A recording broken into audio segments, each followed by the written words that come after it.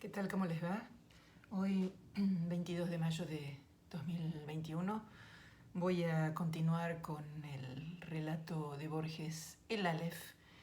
Y en este video lo que me gustaría conseguir es comentar el título, los epígrafes y también hacer una síntesis muy apretada del argumento de este cuento tan famoso. Tal vez el más famoso de Borges.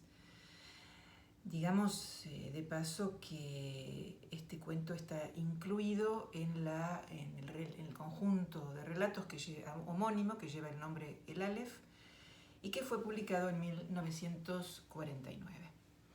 Aunque el relato en sí mismo, el Aleph, el cuento El Aleph, sale publicado por primera vez en la revista Sur en septiembre de 1945. Bueno, en cuanto al título, el Aleph. Aleph es el nombre de la primera letra del alfabeto hebreo que, como tal vez saben ustedes, para la tradición cabalística, que es la tradición mística del judaísmo, es la primera letra del alfabeto sagrado. Y los cabalistas consideraban que en la letra Aleph está contenido todo el universo. Esto lo subrayo porque la verdad es que me parece fundamental para poder entender las razones por las que Borges elige un título tan extraño para su relato, que puede resultar un poco inquietante o confuso.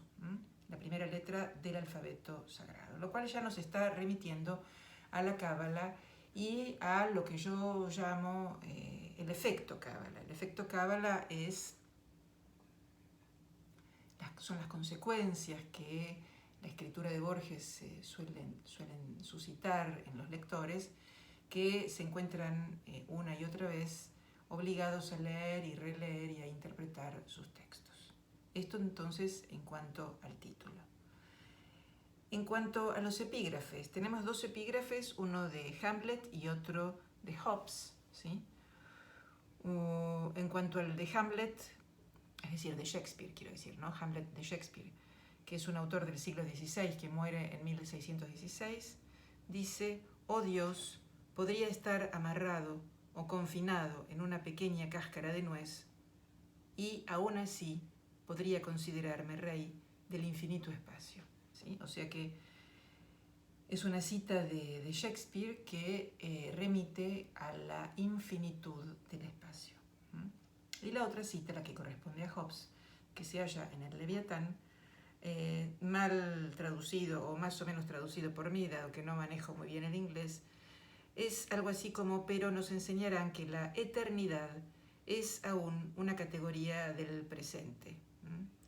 Un nun stans, como lo llaman las escuelas, que ni ellos ni nadie más entiende, no más de lo que podrían entender el hic stans, el hic et nunc, de una grandeza infinita del espacio. O sea que Hobbes está hablando en este texto de la eternidad, que es un concepto del todo ajeno al tiempo. O sea, lo otro del tiempo es justamente la eternidad, que es como la posibilidad de que todos los instantes del ayer, del hoy y del mañana se concentren, sean, por decir así, encapsulados en un solo instante. Entonces, vamos viendo de a poco cómo estos dos epígrafes, tanto el de Shakespeare, relativo al infinito, como el de Hobbes, relativo al tiempo, ya anuncian al lector que el tema fundamental de este relato es el que tiene que ver con lo infinito y también con la eternidad. Y en cuanto al argumento, tenemos un narrador en primera persona, que además es el protagonista del relato, que es Borges, vamos a decir Borges entre comillas, para poder diferenciarlo del Borges sujeto textual, del señor Jorge Luis Borges, de otras instancias o de otras categorías, que refiere que acaba de morir su amada, Beatriz Elena Viterbo, y nos cuenta que entonces, a partir de ese fallecimiento, toma la decisión de todos los años, el 30 de abril, es decir, el día del cumpleaños de Beatriz, y no del fallecimiento, empieza a visitar a la familia, es decir, al padre de Beatriz y a su primo hermano, Carlos Argentino Daneri, en la casa de Beatriz, que está ubicada en la calle Garay. Entonces se va entablando una relación porque todos los años va tratando de acercarse un poquito más a la familia y un buen día lo favorece, dice, una lluvia torrencial, se queda un poco más y a partir de ese momento se estrechan los vínculos y Borges aparece en la casa de la familia, digamos, Daneri y Viterbo para llevar, por ejemplo, un coñac, un alfajor santafesino, distintos elementos que lo van acercando sobre todo al primo. Y el primo entonces aprovecha esta proximidad de Borges, que sin duda es un escritor, para confiarle que él está escribiendo una obra monumental una obra monumental que lo que se propone es describir toda la tierra. Entonces, Daneri le confía a Borges su empresa literaria, que es verdaderamente un disparate, completamente absurdo y además completamente horrible, es decir, los versos. Voy a leer algunos que Daneri le lee a Borges, son verdaderamente de la antología de la historia universal de la cacofonía, podríamos decir, ¿no? De la cacofonía, del mal gusto, de lo pomposo, de todo lo que se opone a la belleza, a la economía, a la sobriedad, a la verdadera poesía. Entonces, por ejemplo, Daneri dice: he visto, como el griego, las urbes de los hombres, los trabajos, los días de varia luz, el hambre. No corrijo los hechos, no falseo los nombres, pero el voyage que narro es autour de ma chambre, es decir, alrededor de mi habitación. Resulta realmente patético, todos los versos de Daneri son ridículos, patéticos, horribles, malsonantes, cacofónicos, es un monumento verdaderamente a la cacofonía. Bueno, pasa un determinado tiempo y Carlos Argentino lo llama a Borges por teléfono y lo cita en una confitería del barrio de Flores, donde Borges presume que Carlos Argentino le va a pedir un prólogo, pero no, le pide que él interceda ante otro escritor para que prologue su monstruosa y cacofónica obra. Bueno, Borges decide que no lo va a hacer. Al principio duda, tiene varias opciones para tomar y decide que no lo va a hacer. Un tiempo más tarde vuelve a llamarlo Carlos Argentino, muy desesperado, como les conté en el video donde leo la enumeración famosa, para decirle que por favor que acuda inmediatamente, que es una situación terrible, que van a demoler la casa y que por lo tanto su Aleph va a desaparecer. No sabiendo de qué se trata, bueno, Borges va a la casa de Carlos Argentino. Carlos Argentino lo va conduciendo hacia el sótano, donde se encuentra ese objeto maravilloso, esa pequeña esfera tornasolada de un par de centímetros. Se ubica muy incómodo, ¿no? Piensa en un momento que el loco lo va a matar, que cayó en una trampa. Cierra, abre los ojos y entonces ve ese espectáculo extraordinario que es uno de los fragmentos más hermosos para mí de toda la literatura, ¿no? Que es la descripción de lo que Borges ve en el Aleph. Cuando esta experiencia culmina, como venganza, porque ha descubierto que Carlos Argentino y Beatriz Elena habían sido amantes, y también como venganza porque es un rival literario, pero fundamentalmente, creo yo, por lo primero, le niega todo lo que vio, no comenta nada, lo priva a Carlos Argentino de su comentario, le recomienda que mejor que se vaya un poquito una temporada al campo, porque el campo, le dice, es muy bueno para restañar heridas y sobre todo para curarse de la locura, ¿no? Le dice, es muy bueno para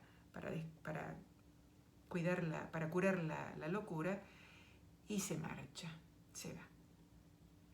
Después el narrador sitúa una postdata que data de marzo de 1943, donde cuenta que la editorial Procusto ha publicado algunos trozos argentinos. Procusto, les recuerdo, es un personaje de la mitología griega que tenía la costumbre de asaltar a los caminantes y que los mataba. Luego de matar, es decir, ¿cómo los mataba? Bueno, los colocaba sobre un lecho, que es el famoso lecho de Procusto. Si eran muy altos, los decapitaba o les cortaba los pies, y si eran muy pequeños, los descoyuntaba para que cupieran en ese lecho de Procusto. Con lo cual, bueno, ya que la editorial que lo publica a Daneri se llame Procusto, es toda, digamos, una burla del pésimo poeta que es Carlos Argentino. Y después hay unas observaciones que agrega Borges que tienen que ver con los conjuntos, ¿sí? Con la teoría de los conjuntos infinitos, ¿sí?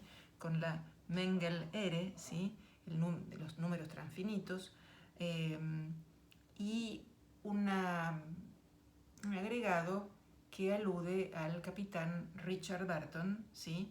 Que, según dice Borges, había sido cónsul británico en Brasil.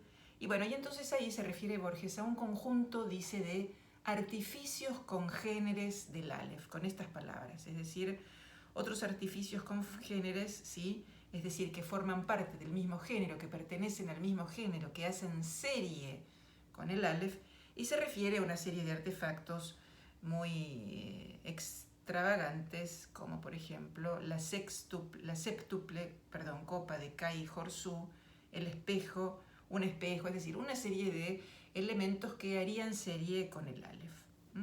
Pero no contento con esto, no deja de decir que él cree, en la postdata, ¿no? Él cree, dice el narrador, que en realidad el Aleph nunca existió, y que pero que el verdadero Aleph se habría situado o se hallaría en una columna de un templo, de una mezquita situada en el Cairo, ¿no? Y en el último de los párrafos, dice el narrador, se pregunta el narrador si realmente existe el Aleph en lo íntimo de una piedra, es decir, si realmente ese Aleph que supuestamente estaría emplazado en la mezquita verdaderamente existió, ¿sí? Y termina diciendo que nuestra mente es porosa para el olvido y que él mismo ya se está olvidando de los rasgos de Beatriz. Bueno, me detengo aquí, este es el argumento con algún pequeño comentario y voy a seguir hablando de este cuento tan extraordinario. Chao, hasta la próxima.